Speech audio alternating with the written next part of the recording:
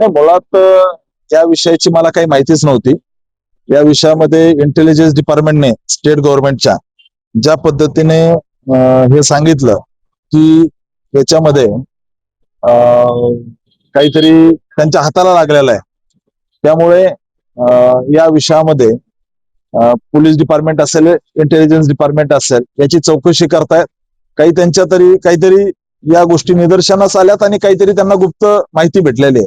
त्या आधारे काल जयाभाऊंचं स्टेटमेंट होतं. मलाही माहित नव्हतं. जयाभाऊंचं स्टेटमेंट बघितल्यानंतर पालकमंत्री महोदयांचं हा सगळा विषय माझ्या त्या ठिकाणी कानावर त्यांनी टाकला आणि माननीय एसपी महोदय, आयजी साहेब या सगळ्या विषयामध्ये डिटेल चौकशी करतायत. राज्याचं गुप्तहेर खातं असेल, हे सगळे मिळून या विषयामध्ये जॉईंटली तपास करतायत. जे काय असेल ते तपासामध्ये निष्पन्न होईल. कोणावर कुठेतरी शंका आहे का, काय सांगाल? कुणी नेमका हा हत्याचा कट रचतोय काय? नाही, मुळात ही एक प्रवृत्ती आहे आणि मी याच्या विषयामध्ये स्पष्ट बोलणार नाही. परंतु राजकीय ज्यांचं त्या ठिकाणी अस्तित्व धोक्यात येत आहे, असे काही लोक मिळून या विषयामध्ये काही कट रचतायत. अशा गोष्टी काही पुढे येत आहेत. एलसीबीची टीम असेल किंवा पोलिसांची टीम असेल किंवा सगळे एकंदरीत इंटेलिजन्स डिपार्टमेंट असेल, या विषयामध्ये कसून चौकशी करतायत.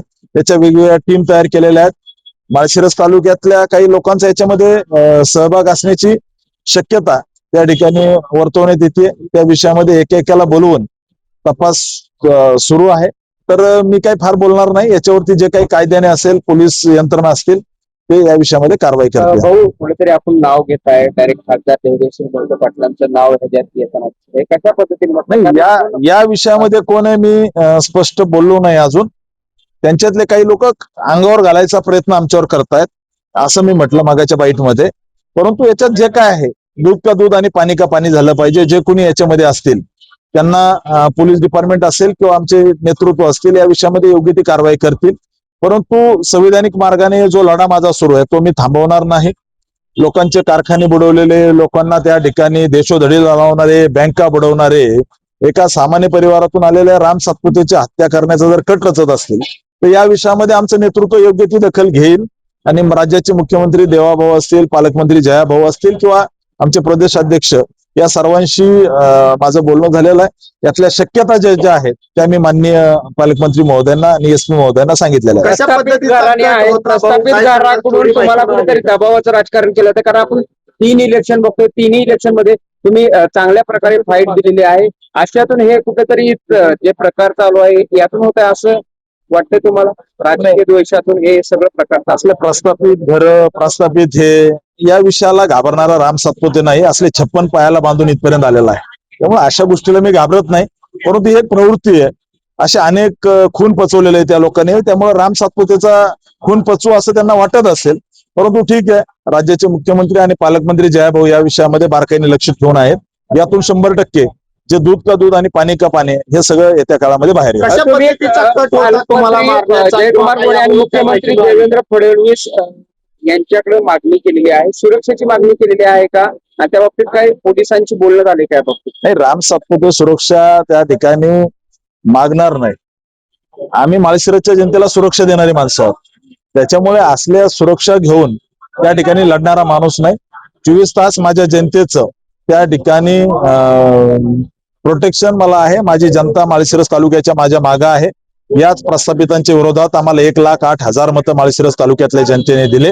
येत्या काळामध्ये म्हणजे आता उत्तमराव जानकरांचा मुलगा आम्ही त्या ठिकाणी पाडला. अर्जुनसिंह मोहिते पाटील म्हणजे रणजितसिंह मोहिते पाटलाचा सख्खा चुलत भाऊ, आम्ही त्या ठिकाणी इलेक्शन मध्ये पराभव केला पंचायत समितीला. त्यामुळे अशा पद्धतीचे कट रचणं हे आम्ही गृहीत धरलेलं आहे.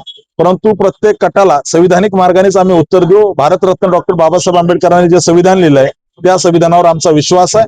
आम्ही कसल्याही पद्धतीने संविधान मोडणारी माणसं नाही. येत्या काळामध्ये या सगळ्या गोष्टीचं सत्य जे आहे ते बाहेर आलं पाहिजे. आणि ज्यांनी कोणी आता मला काही गोष्टी बाहेर येत आहेत की राज्याबाहेरील काही टोळ्यांना कॉन्ट्रॅक्ट किलिंगचा प्रकार यांनी केलाय का, किंवा असं माझ्याशी पोलीस चौकशी करतायत किंवा नाही. मुळात याच्यामध्ये राम सातपुते हा आपल्या राजकारणाला आडवा येतो आणि याला संपवलं पाहिजे, अशा पद्धतीचा तो कट आहे.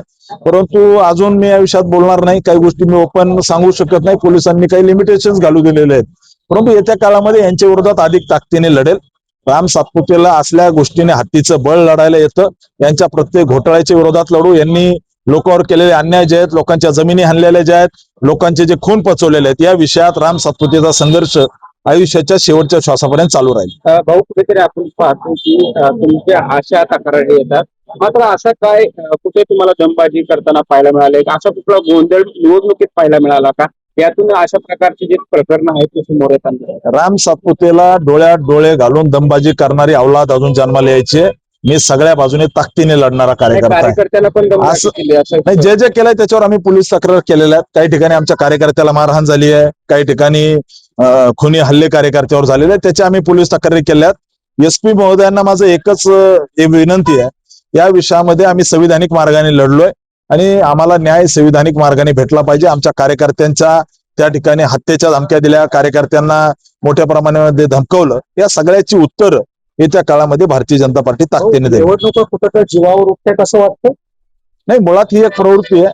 अनेक त्या ठिकाणी आता ह्या गोष्टी पुढे यायला लागल्यात. राम सातपुते ताकदीचा कार्यकर्ता आहे, त्यामुळे ह्या पुढे यायला लागल्यात. अनेक गोष्टी दाबलेल्या आहेत त्यांनी, येत्या काळामध्ये काढू. अनेकांचे खून पचवलेले आहेत अशा लोकांनी. या सगळ्याच्या विरोधात लढणारा राम सातपुते, त्याच्यामुळे अशा गोष्टीला मी भीक घालत नाही.